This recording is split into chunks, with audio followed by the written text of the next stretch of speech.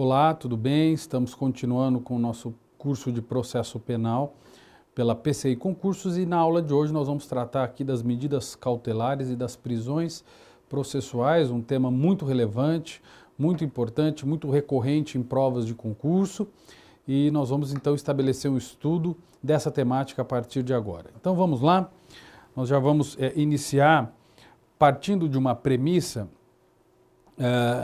que vai distinguir as prisões das medidas cautelares. Vamos primeiro pensar na prisão em sentido amplo, né? Por que uma pessoa é presa no Brasil, basicamente? Porque, na verdade, nós vamos ter dois tipos de prisão, né? A prisão chamada prisão pena ou prisão sanção, também chamada de prisão sanção. E nós vamos ter também a chamada prisão cautelar ou processual.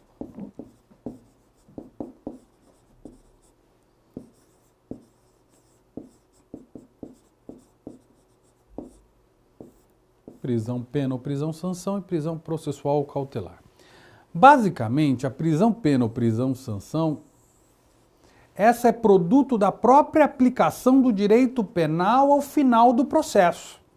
O indivíduo está respondendo a uma ação penal, está respondendo a um processo, ele é condenado, essa condenação transita em julgado, ele vai cumprir a pena, e aí nós estamos diante de uma prisão pena ou prisão sanção, é a prisão com trânsito em julgado em definitivo, que não comporta mais nenhum recurso, mais nenhuma oportunidade de discussão, e o indivíduo vai preso para satisfação da própria pretensão punitiva executória da pena, a partir daqui, né?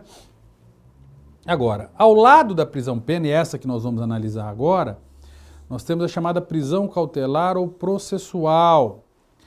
Esta sim, prisão cautelar ou processual, é uma modalidade de medida cautelar. Nós vamos analisar as medidas cautelares, então eu já tenho que dizer para vocês de antemão que a prisão processual é uma modalidade de medida cautelar. E o que quer dizer isso? Qual o significado prático dessa afirmação de que a prisão cautelar ou processual é uma modalidade de medida cautelar? Pois bem, a prisão cautelar ou processual, ela existe basicamente para atender aos fins do processo, para assegurar o resultado prático do processo, para atender aos fins do processo, para proteger o processo, para proteger a própria persecução penal, para interromper práticas de crimes, enfim. Então o indivíduo ele é preso para atender às finalidades do processo. O indivíduo é preso para aprimorar uma investigação, o indivíduo é preso porque há uma ameaça de fuga e a possibilidade de não aplicação da pena, o indivíduo é preso porque está apresentando risco à ordem pública, o indivíduo é preso porque estava praticando um delito, estava numa situação flagrancial, ele deve ser preso. Então é fundamental deixar claro isso. Em se tratando de medida cautelar, nós temos que pensar num mecanismo de asseguramento do processo. Nós estamos aqui a pensar numa forma de proteger o processo. Só que nós sabemos que as medidas cautelares, e sobretudo a prisão processual, devem ser medidas excepcionais, baseadas sempre numa extrema necessidade que deve ser demonstrada para que se possa decretar uma prisão dessa, porque o indivíduo ainda é inocente, ou presumivelmente inocente ainda, porque essa prisão cautelar ou processual ela é proferida, ou ela é decretada, ou ela é implementada no curso da persecução penal.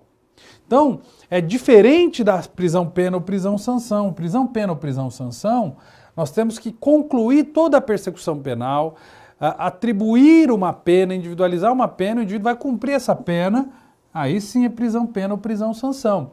Aqui não, aqui nós temos uma prisão que não está baseada num juízo de culpa, e sim num juízo de cautelaridade. Vejam que a prisão pena ou prisão sanção, essa é baseada num juízo de culpabilidade. De culpabilidade que já transitou em julgado, hein? Que já foi declarado pelo judiciário. Esse juízo de culpabilidade já foi declarado e reconhecido positivamente pelo Poder Judiciário. Agora, a prisão cautelar ou processual para atender os fins do processo, essa prisão é uma prisão baseada num juízo de cautelaridade. O que quer dizer isso? Acautelamento, cuidado, porque há um risco evidente, demonstrado, de que se o indivíduo ficar solto, o processo vai perecer. De que se o indivíduo ficar solto, ele vai burlar a persecução penal, ele vai fraudar a persecução penal e o processo não trará nenhum tipo de resultado e haverá, portanto, uma impunidade. Né? Essa, portanto, é a lógica que se aplica às prisões processuais. Eu quero aqui, a princípio, antes de falar de cada uma delas também, estabelecer o regime jurídico constitucional dessas prisões. O que seria, como que funciona o regime jurídico constitucional? Regime jurídico constitucional dessas prisões. E esse regime jurídico constitucional das prisões, ele está no artigo 5º, a partir do inciso 60. Basicamente, do 5º 60 ao 66, nós vamos ter um regramento. Nós vamos ter, na verdade, um conjunto de normas constitucionais que vão tratar especificamente das prisões processuais. E veja, a primeira hipótese que nós temos aqui para tratar, e que é fundamental, é dizer que no Brasil, e a Constituição Federal determina isso, o indivíduo ou ele é preso em flagrante ou ele é preso por ordem judicial. Só um juiz pode determinar a prisão de alguém no Brasil. Isso decorre da cláusula de reserva de jurisdição, decorre do próprio princípio da inafastabilidade da jurisdição, que está lá no artigo 5º, inciso 35 da Constituição Federal. Ou seja, o judiciário é o guardião de direitos fundamentais e é ele que vai decretar e analisar se de fato aquela prisão deve ser dada, deve perdurar, se ela é lícita, se ela tem fundamento fático, suporte fático suficiente para acontecer. Isso, portanto, é monopólio do judiciário. Então, ou o indivíduo ele é preso em flagrante, e quem lavra o auto de prisão em flagrante é o delegado, ou ele é preso por uma ordem judicial. Isso no plano das prisões cautelares, tá certo? E essa é a primeira limitação que a Constituição nos dá, tá? Mas a Constituição também, nesse seu regime jurídico constitucional, nos esclarece também o seguinte, que a prisão processual sempre deve ser imediatamente comunicada a um juiz, aos familiares ou a uma pessoa indicada pelo preso e também deve ser comunicada a um advogado para que ele possa dar assistência jurídica a essa pessoa que está sendo presa naquele momento. Essas garantias são fundamentais, estão lá na Constituição Federal. E aí compõe esse regime jurídico constitucional que a doutrina vai chamar também de princípio da legalidade estrita das prisões, tá certo? Esse princípio da legalidade estrita, então, vai estabelecer algumas restrições, algumas limitações do poder prisional do Estado. A primeira limitação eu já mencionei.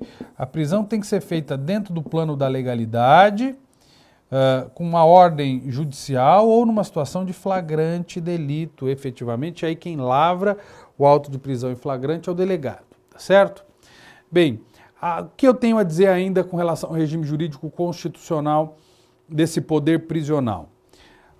As prisões devem ser comunicadas ao juiz, como eu mencionei há pouco, aos familiares.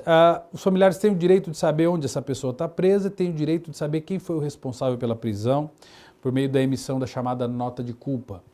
A Constituição também atribui a possibilidade de se ter essa prisão reanalisada judicialmente, porque é necessário o relaxamento da prisão se ela padecer de alguma ilegalidade formal ou substancial. Então aí haverá necessidade de se relaxar essa prisão diante dessas circunstâncias.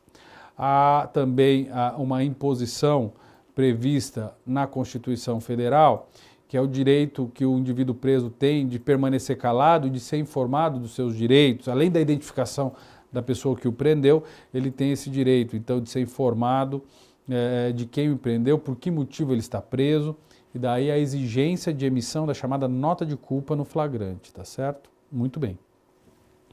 Dito isso, vamos já tratar diretamente da prisão em flagrante delito. Vamos lá.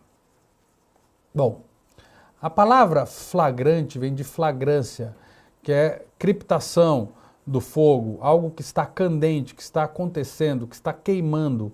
que é atual, que precisa de uma resposta urgente. Então vamos lá. A prisão em flagrante delito, ela baseia-se da necessidade de urgência de se interromper a prática de um crime que está em ocorrência. E aí nós estamos diante do flagrante, da prisão em flagrante delito ou do flagrante próprio. O que é o flagrante próprio? Aquele que acontece no momento em que o crime está se consumando, até para poder estabelecer a interrupção do iter criminis, para que aquele crime que porventura fosse se consumar, que ele fique no plano da tentativa. Então é uma forma até mesmo do Estado se autoproteger com a ruptura do tecido social decorrente da prática de um crime. O Estado automaticamente se autotutela para reagir à prática daquele crime imediatamente, e esse é o flagrante próprio. Nós temos, além do flagrante próprio, o flagrante impróprio, que acontece quando o indivíduo ele é preso logo após a prática do delito, e nesse caso o crime já aconteceu, mas há alguns resquícios, alguns vestígios de que o crime acabou de acontecer e é possível lavrar o flagrante nessas circunstâncias também. Existe uma outra modalidade de flagrante que é o flagrante mediante perseguição. O indivíduo praticou a infração e ele está em fuga e a polícia está à sua captura. Enquanto a polícia estiver conduzindo diligências para capturar esse indivíduo, a situação de flagrância se estende, se prolonga, se dilata ao longo do tempo. E aí, o momento em que o indivíduo é capturado, ele pode estar sendo perseguido aí por 2, 3 dias, a situação de flagrante vai se estender e não há nenhuma ilegalidade nesse caso, se esse indivíduo estiver sendo submetido a uma situação de constante captura. Tá? Essas situações de flagrante vão estar diretamente atreladas ao momento da prisão. Na medida em que o indivíduo é preso e é submetido à voz de prisão da autoridade, ele é conduzido a uma delegacia de polícia para se formalizar essa prisão. E aí sim nós temos um documento chamado auto de prisão em flagrante delito, que tem uma série de formalidades legais para documentalizar e registrar essa prisão, trazendo elementos probatórios, trazendo dados e informações que vão servir para a própria persecução penal e para a própria investigação. Então, a prisão em flagrante ela tem uma finalidade de restringir o direito, de interromper a prática do crime, mas tem uma finalidade também probatória, de reunir dados e informações para que se possa, de alguma maneira, permitir o avanço da investigação, a comprovação da autoria e materialidade dos crimes, tá certo? Então, nós temos aí o flagrante próprio e o flagrante impróprio. E nós temos também o flagrante obrigatório e o facultativo. O flagrante obrigatório, está aqui o obrigatório, esse flagrante obrigatório, esse é feito pela autoridade policial. A autoridade policial é obrigada a lavrar flagrante ou a dar voz de prisão numa situação de flagrante. Agora, todo cidadão é facultado a ele, então é o flagrante facultativo, a todo cidadão é facultada a possibilidade de se estabelecer um flagrante também. Quer dizer, nenhum cidadão é obrigado a ficar observando ou permanecer observando uma situação criminosa, um crime que está acontecendo, sem reagir, sem fazer nada. Até porque o flagrante facultativo acaba sendo uma forma de prevenir que o crime evolua para maiores danos, e até para proteger a pessoa que está praticando o delito, para ela poder ser recolhida, porque os populares podem querer linchar essa pessoa, ela pode sofrer danos mais graves ainda. Enfim, então é fundamental que se preserve a integridade física, inclusive da própria pessoa que está sendo presa, Então aí nós estamos diante do flagrante facultativo. Muito bem. Seguindo ainda o nosso raciocínio, eu tenho que destacar com vocês que o Código de Processo Penal prevê algumas exigências formais para a lavratura do auto de prisão em flagrante, devendo ser ouvido o condutor, que é responsável por essa prisão, devendo ser ouvidas testemunhas e o próprio preso. E a lavratura do auto pressupõe também a assinatura de 2 testemunhas, chamadas de testemunhas fedatárias, ou que dão fé ao auto de prisão para cumprir uma formalidade legal. São aquelas testemunhas que não visualizaram o crime, mas visualizaram a lavratura do auto de prisão em flagrante e o respeito aos direitos fundamentais e à legalidade do ato, tá tá certo? Agora, o que é mais importante ainda destacar, no que diz respeito à prisão em flagrante, é que sempre que o auto de prisão em flagrante ele é elaborado, ele é constituído, ele é remetido a uma vara criminal para que um juiz tome conhecimento e faça o chamado controle de legalidade do auto de prisão em flagrante. O juiz faz esse controle de legalidade, um controle de legalidade a posteriori, depois que a prisão é realizada e documentalizada, é que o juiz vai fazer o controle de legalidade. E se o juiz entender que a prisão é ilegal por algum motivo, ou porque foi produto de prova ilícita, ou porque não existiu uma situação de flagrância, ou porque não foi cumprida uma formalidade, como por exemplo a emissão de uma nota de culpa ao preso, para que ele tivesse conhecimento de quem lhe prendeu e por que motivo, nesse caso o juiz pode sim relaxar o flagrante, inclusive de ofício, né? E agora nós temos a chamada audiência de custódia, que vem acontecendo já por determinação constitucional e por determinação regulamentar dos tribunais. Vem acontecendo a audiência de custódia. Nós ainda não temos uma lei federal tratando da audiência de custódia, mas ela acontece para preservar o direito fundamental do cidadão preso de dialogar na presença de um juiz, de expor as condições em que foi preso.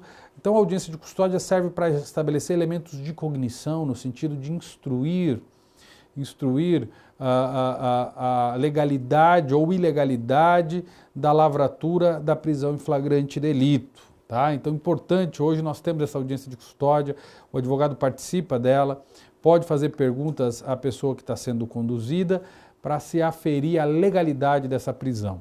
Ao final da audiência de custódia, se for provada, configurada uma ilegalidade, um abuso de autoridade ou a falta de alguma formalidade no flagrante, o juiz pode relaxar de ofício essa prisão.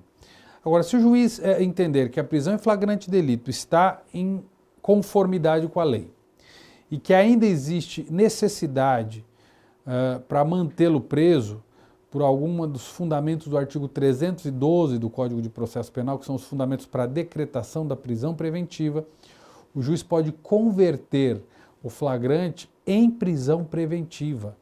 E o indivíduo permanece preso enquanto as circunstâncias demonstrarem essa necessidade, ou porque ele está fraudando a aplicação da lei penal, ou porque ele está apresentando risco à ordem pública, ou porque ele está, de alguma forma, fraudando a lei processual penal, de modo a tornar ineficiente a persecução penal, suprimindo o resultado prático do processo. Então, vejam que a prisão em flagrante pode ser convertida em prisão preventiva já na própria audiência de custódia, né? Agora, pode acontecer de o juiz decretar também a chamada prisão preventiva. E a prisão preventiva, essa sim, só pode acontecer, só pode ser decretada por ordem judicial, tá? Ela pode ser decretada tanto na fase do inquérito, quanto na fase da ação penal, mas sempre baseada numa ordem judicial. Então, vamos lá. Quais seriam aí os pressupostos para que o juiz pudesse dar uma ordem judicial determinando a prisão preventiva? Então, os fundamentos estão lá no artigo 312 do Código de Processo Penal, né? O artigo 312 vai trazer os fundamentos para a expedição de uma ordem judicial fundamentada que justifique a decretação de uma prisão preventiva. O artigo 312 prevê a possibilidade de se ter uma decretação de uma prisão preventiva por tentativa de se fraudar a aplicação da lei penal, quando o indivíduo está na iminência de fugir, ou quando ele quer, de alguma forma, burlar a própria instrução processual penal, coagindo testemunhas, suprimindo documentos e provas, então dificultando a atuação da polícia. Nesse caso, efetivamente, nós podemos sim pensar na decretação de uma prisão preventiva. Então aqui, ó, fraudar a lei penal, na hipótese de fuga, que aí a ação penal não vai dar em nada mesmo, né? Então, fraudar a lei penal, né? Evitar, por exemplo, a satisfação do poder de punir o Estado, né? Ou, de alguma forma, interferir para prejudicar a instrução criminal. Aí nós vamos estar prejudicando mesmo o andamento do processo, né? Quando, de alguma maneira, esse indivíduo apresentar risco à ordem pública, quer dizer, possibilidade de praticar mais crimes, a pessoa demonstra que é um criminoso contumaz e que pode acontecer dele continuar praticando aquele crime se ele ficar solto, então precisa interromper a prática criminosa, então ele atenta contra a ordem pública e também contra a ordem econômica, quando aquele crime for prejudicar a economia, porque o indivíduo praticando aquele crime ele pode pôr em colapso a economia. Então, a ordem pública e a ordem econômica podem ser protegidas por uma prisão preventiva, que pode ser decretada tanto na fase do inquérito quanto na fase da ação penal. É interessante que, na praxe, normalmente, ao concluir-se um inquérito, o delegado faz um relatório, ele representa pela prisão preventiva, muitas vezes, quando ele já encontra elementos para tanto, e aí o promotor concorda, quando o juiz recebe a denúncia, ele já decreta a prisão preventiva e manda citar o indivíduo para que ele possa se defender, tá certo? Então nós estamos aí diante da prisão preventiva. Muito bem, nós temos também, e agora vamos falar dela, a prisão temporária. A prisão temporária é uma prisão que ela é feita para atender à investigação. E o próprio nome já diz, é temporária porque ela tem um prazo fixado em lei. Se o crime não é hediondo, a prisão temporária pode ser decretada por 5 dias, prorrogável por mais 5. Se é crime hediondo, ela é decretada por 30 dias, prorrogável por mais 30 dias. E a prisão temporária, ela acontece nas hipóteses que estão descritas em lei, especificamente descritas em lei lá, para aqueles crimes específicos que podem ser submetidas à prisão temporária. Ela é temporária porque ela tem prazo pré-definido, como eu mencionei, e ela tem um caráter pré-cautelar, porque ela atende aos fins da investigação. Então, quando um juiz determina uma prisão temporária, ele determina essa prisão para tirar o indivíduo de circulação e conseguir obter provas. Geralmente, ela é decretada quando se conclui uma investigação criminal que tramitava sob sigilo. E o indivíduo, então, ele é preso para que a polícia possa entrar na sua esfera íntima e obter ali todos os dados e todas as informações necessárias para, de alguma forma, aprimorar a investigação. Por isso que ela é prorrogável também. E, normalmente, a prisão temporária ela é prorrogada e, se houver mais elementos ainda que são obtidos, o juiz pode converter essa prisão temporária em prisão preventiva. Normalmente, isso acontece também na prática. O juiz encontra elementos que vão justificar a decretação da prisão preventiva, né? Então você tem a prisão temporária, depois passa-se para a prisão preventiva. Mas o que é importante destacar mesmo é que a prisão temporária tem prazo certo e determinado, diferente da prisão preventiva, que ela não tem prazo certo. Ela acontece enquanto as circunstâncias que eu mencionei estiverem presentes. Pode acontecer dessas situações cessarem, né, e elas podem serem retomadas também. Então, isso é perfeitamente possível, tá? Então, ela pode acontecer por várias vezes ao longo do processo, a prisão preventiva. Ela pode ser decretada e cessada, consequentemente, então, não há nenhum problema quanto a isso, tá certo? Vamos, então, agora falar da prisão decorrente de condenação em segunda instância. Essa é muito polêmica. Essa discussão hoje, recentemente, ela foi colocada no Supremo Tribunal Federal e o Supremo Tribunal Federal já admitiu essa prisão. Vamos entender basicamente o que significa essa prisão decorrente de condenação em segunda instância. Nós sabemos que vigora no nosso sistema constitucional o princípio da presunção do estado de inocência. Ou seja, o indivíduo ele só pode ser preso quando for declarada a sua culpa ou quando houver necessidade para ser preso diante das circunstâncias que nós já mencionamos aqui. No entanto, recentemente, o Supremo Tribunal Federal mudou um entendimento que já havia sido fixado há vários anos atrás, admitindo que o indivíduo pode ser preso quando ele sofrer condenação em segunda instância. Ele sofre uma condenação em primeira instância, depois sofre uma condenação em segunda instância, e mesmo que se utilize de algum recurso, embargos de declaração, recurso extraordinário, recurso especial, mesmo assim, esse processo, mesmo avançando numa fase recursal excepcional, o indivíduo pode ser preso. A doutrina, sobretudo a doutrina mais liberal e garantista, vem criticando esse tipo de prisão de uma forma bastante veemente, porque não encontra nenhuma pauta, nenhum fundamento de racionalidade para a decretação dessa prisão, dado o fato de que não há ainda a estabilização da culpa em definitivo, portanto ainda vigora o princípio da presunção do estado de inocência, e não há nenhum fato novo ou um fundamento concreto e específico que põe em risco a persecução penal para que esse indivíduo possa ser preso. Então nós não temos um fundamento para essa ordem judicial. Nós não temos um fundamento específico para essa ordem judicial a justificar essa decretação. O indivíduo é preso simplesmente porque ele foi condenado em primeira instância, foi condenado em segunda instância e pronto.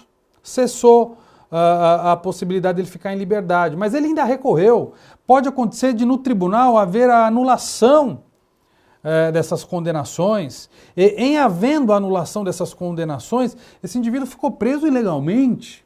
Então a doutrina critica muito esse posicionamento que o Supremo Tribunal Federal adotou, né?